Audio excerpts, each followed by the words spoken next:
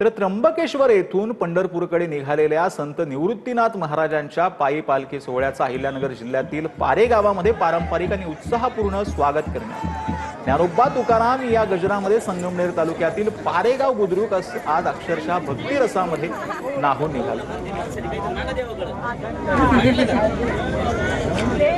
अहिल्यानगरच्या पारेगावमध्ये संत निवृत्तीनाथ महाराजांच्या पालखीचं स्वागत झालं। यावेळेला पोलिसांसोबत वारकरी देखील फुगड्या खेळताना पाहायला मिळतात। ज्ञानोबा तुकाराम या गजरामध्ये संगमनेर तालुक्यातील पारेगाव बुद्रुक मध्ये आज अक्षरशः भक्तिरस जो आहे तो पाहायला मिळालेला आहे।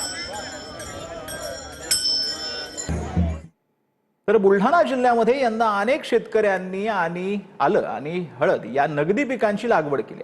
त्यामुळे हळदी खालील क्षेत्रामध्ये लक्षणीय वाढ झाली। मात्र पावसाचं उशिरा आगमन झाल्यानं पिकांच्या वाढीवरती प्रतिकूल परिणाम झालाय। हळद आणि आल्याच्या पिकात आता किडींचा प्रादुर्भाव जाणवत असून शेतकऱ्यांचं मोठं आर्थिक नुकसान होण्याची शक्यता आहे।